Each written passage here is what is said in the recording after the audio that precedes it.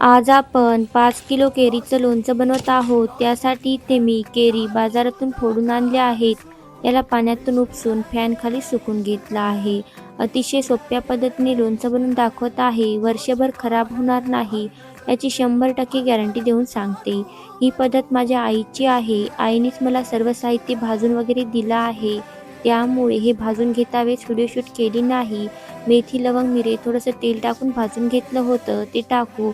वाटलंच तर तुम्ही मिक्सरला फिरून देखील घेऊ शकता, पण मी तसंच टाकलं आहे. राईची डाळ अर्धा किलो घातली. नंतर कढईमध्ये हळद, लाल तिखट तेलात परतून घेतलं, ते टाकलं.